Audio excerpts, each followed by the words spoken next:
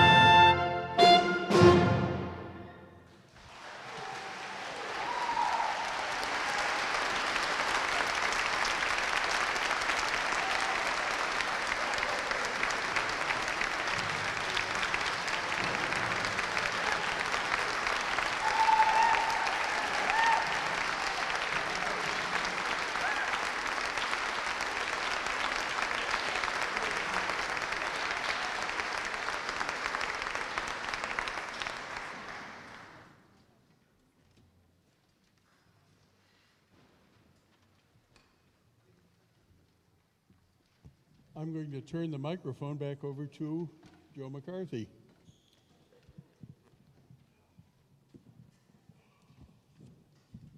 And I'll give him the box. All right.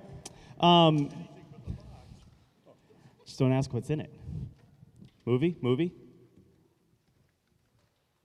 What is it, Matt? Yeah. All right. One of the things that we like to do in our last concert, celebrate our seniors a couple different ways. But before we celebrate our current seniors, what I would like to do is just have the seniors that have currently graduated already, not this year, not 2019 seniors, relax, but previous seniors that have actually been able to come back and join us after college let out or work stopped or you had a break, or those seniors that get to come back, just stand up so we can recognize you too. Yeah, that's you, and you, and you, and...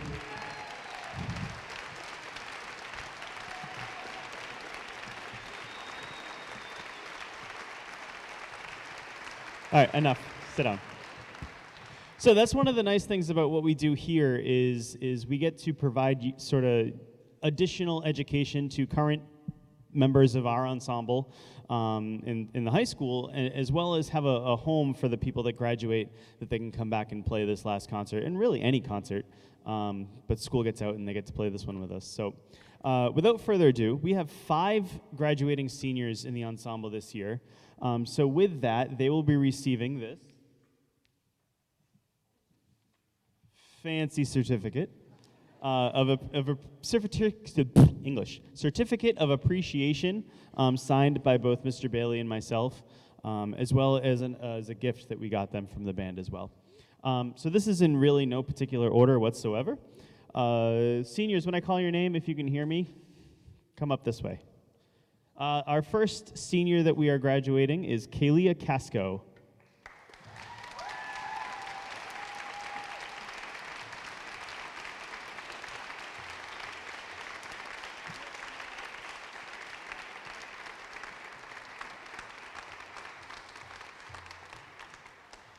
The next one we are graduating is Derek Engler.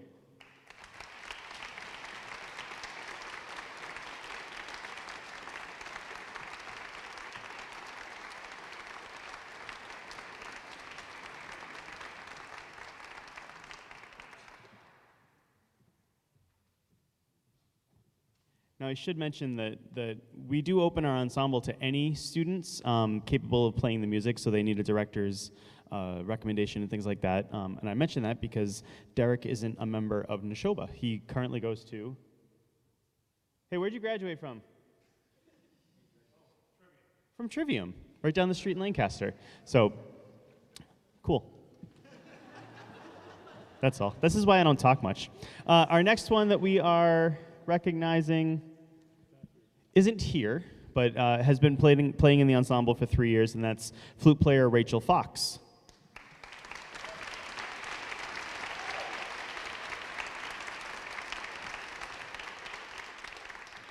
The next one is the gentleman that you just heard, and that is Nicholas Markham.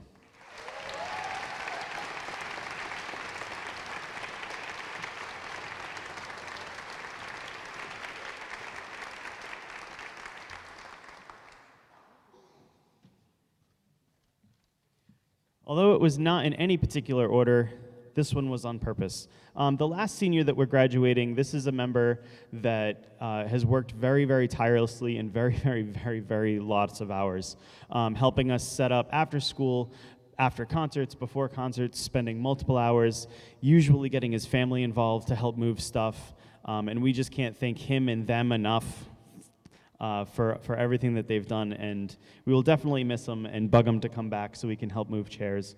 But that's Zach Nicholson.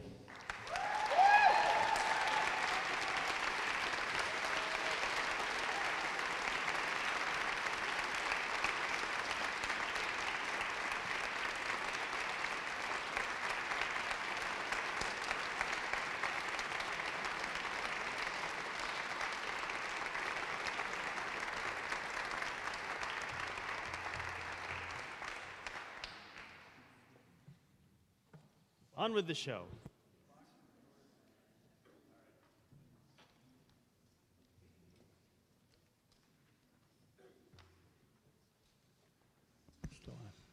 I certainly want to say I will one up everything that Mr. McCarthy has just said. We are so grateful for all of the participants, the ones who are still.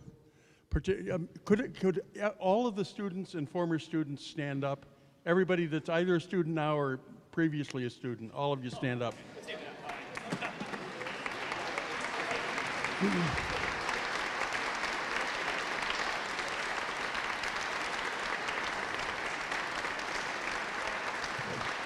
Sit down now. So you can see this is a large part. It's almost a third of the band. And I've said this at larger gathering, at student and music department gatherings and all sorts of things.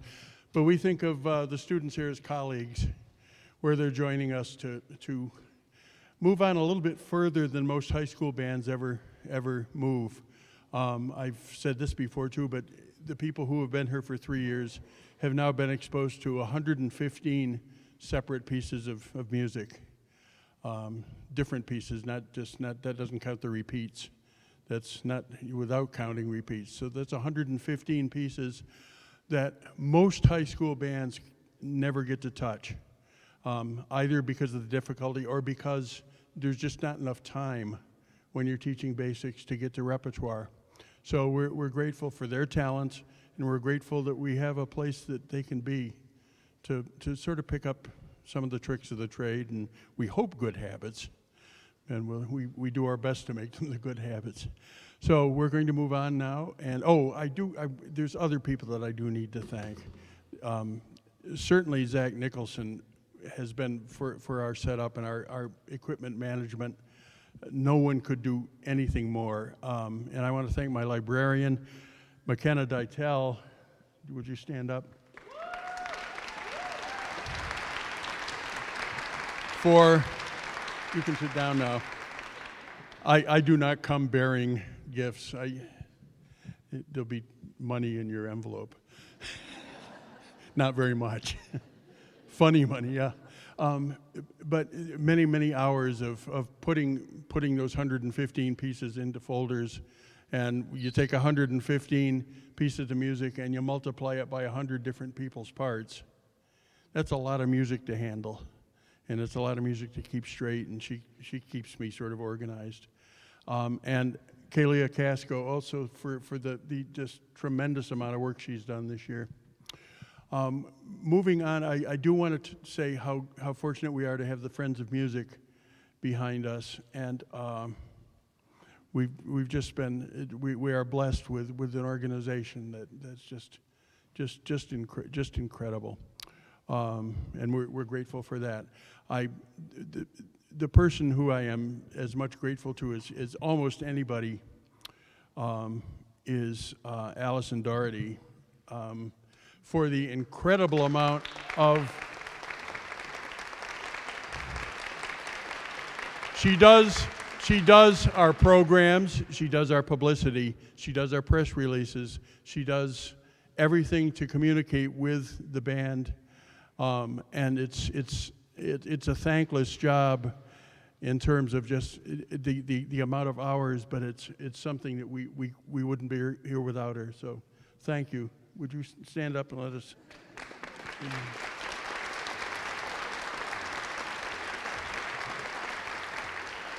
And I'd like to thank Kate Deitel for being our house manager and running out here and making sure that everybody gets in here and has refreshments ready when we have them. Well, we don't have them tonight, so this is not your fault, and we'll talk about that later. No, no. So, but we're grateful. But most of all, I am grateful to the incredible talents of Joe McCarthy, who has given us a home, who's given us the opportunity to do something that I'm not sure as I've ever heard of another public school music program having, and that's an in-residence community, faculty, parents, student, large ensemble or orchestra that they can play with. And we have all kinds of third students, we have teachers, we have parents, we have people from, 21 different communities? somewhere around 25 different communities. So it's pretty incredible. So we are going to push on now, and we are going to play a piece called The Walking Frog.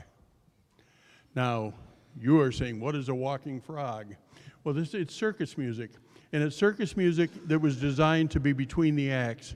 When the acts are going on, the circus band is going like crazy, playing fast, fast, fast, fast. Well, this is a slow, kind of a one-step, ragtime, cakewalky kind of a piece. Gives the band a little bit of a rest because it's a slower piece, but it's a chance for the clowns to come out and do their stuff and march around. So this is a great Carl King piece that he wrote for the Barnum and Bailey Band and Merle Evans, The Walking Frog.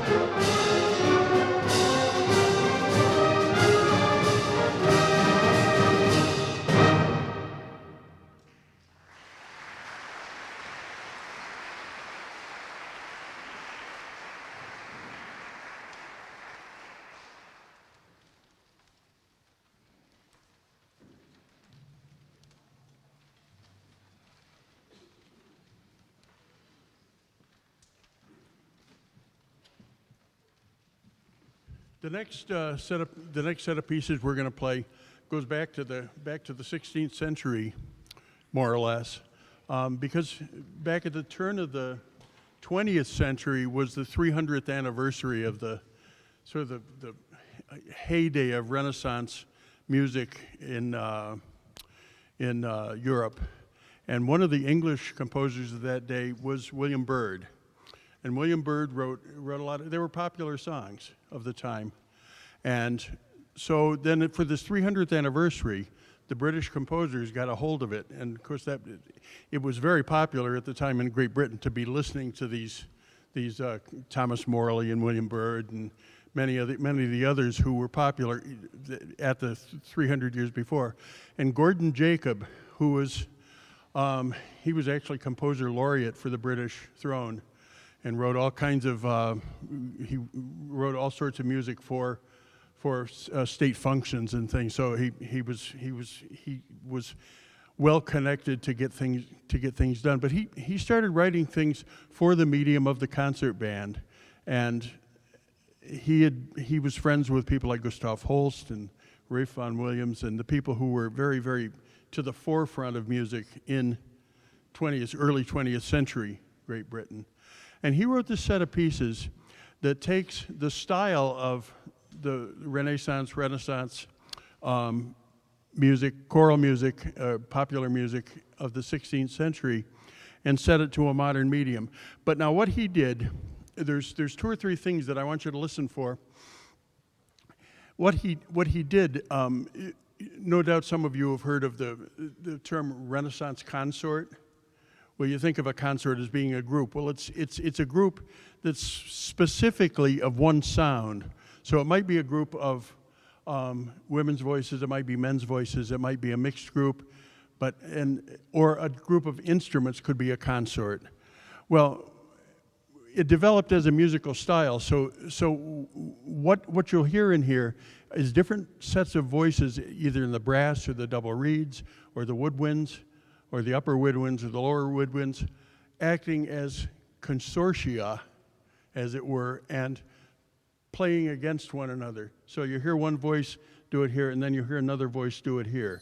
So he's using old techniques, and another one is the technique of hocket, which sounds like somebody goes down to the pawn shop or something.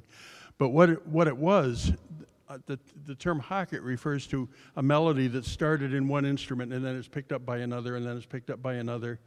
And when it first came, it was used as kind of a religious a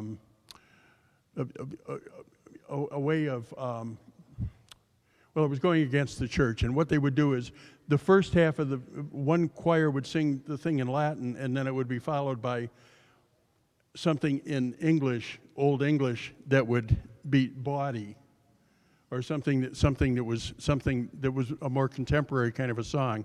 So it just became this continuous overlapping of sacred and secular music. So it's kind of fun. So when you hear a melody start here and then all of a sudden you'll hear it someplace else, quite often that was using this hocket thing where there were continuing melodies that were started. So we think you'll enjoy this. This is from Gordon Jacob's setting of William Byrd's music from the Fitzwilliam Virginal book. A virginal is a keyboard instrument. And the William Byrd Suite.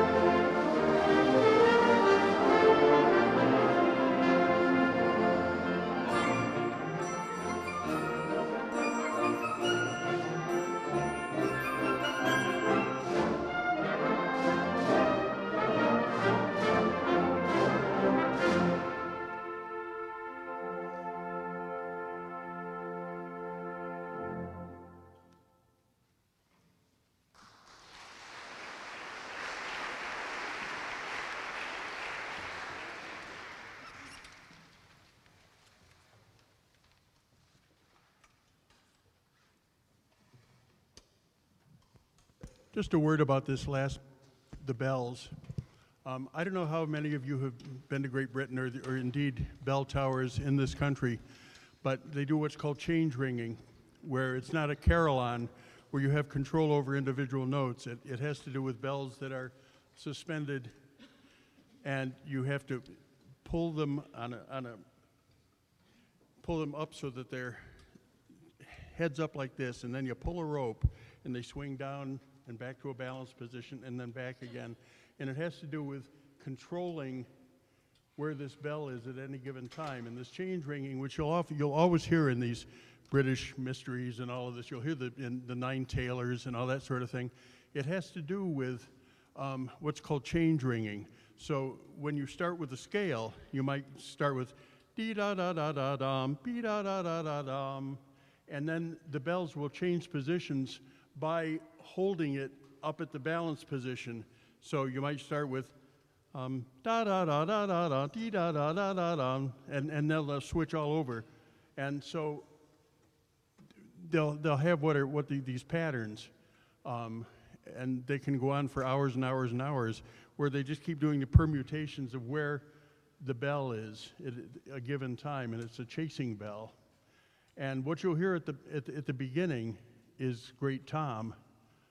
And Great Tom is the lowest bell, and the lowest bell never changes.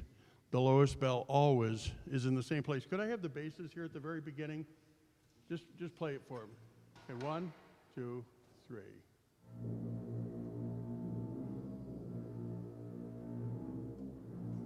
And it's that bomb, bomb, bomb, and everything you'll hear plays off of where that bass bell is in the tower ringing at that particular time.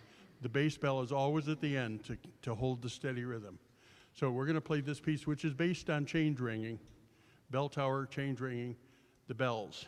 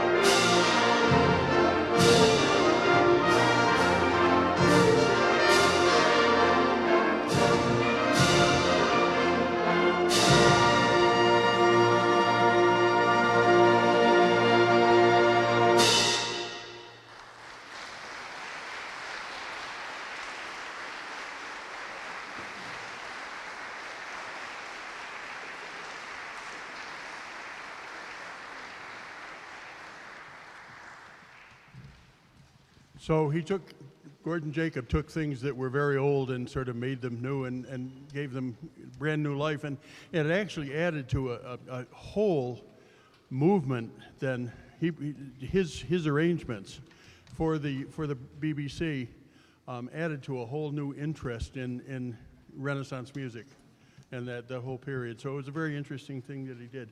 The final piece on tonight's program is Chorale and Alleluia by Howard Hanson.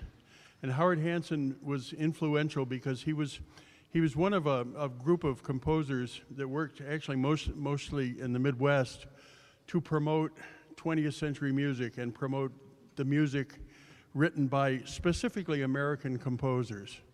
And there were people like Randall Thompson and Samuel Barber and Hanson himself and Copeland to a certain extent, who all benefited from the work that Howard Hanson did to get their works played and recorded.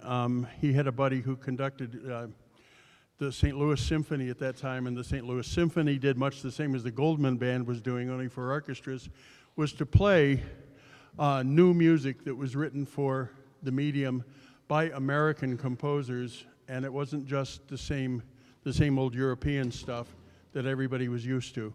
And so Howard Hanson, and he was also the director of the Eastman School of Music, and he was nearly 7 feet tall, and he was a big guy. But one of his students wrote the March with Trumpets that we played at the very beginning.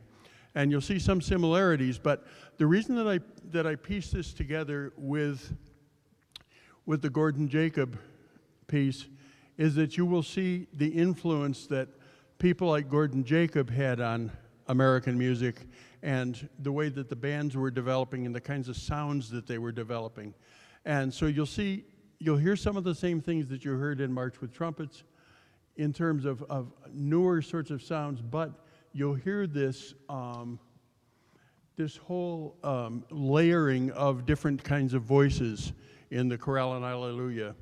And it goes back and forth between a church belly sort of dee da da dee da da da da da da, you know, that bell sort of a thing, and this huge chorale, and it's non-sectarian. It's not a particularly you can't say, well, that's a Lutheran chorale or something. But it's an American chorale, and it's a chorale that's just supposed to be wonderful for its own to stand of its own self.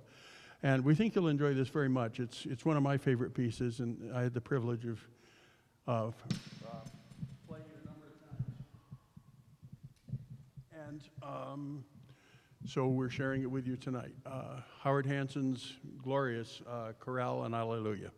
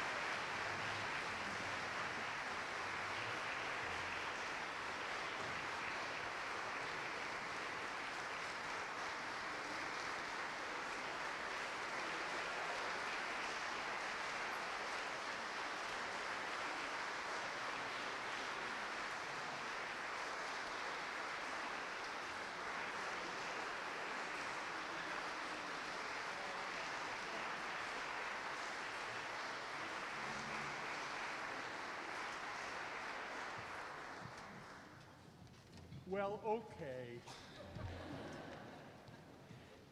I cheated you at the last concert.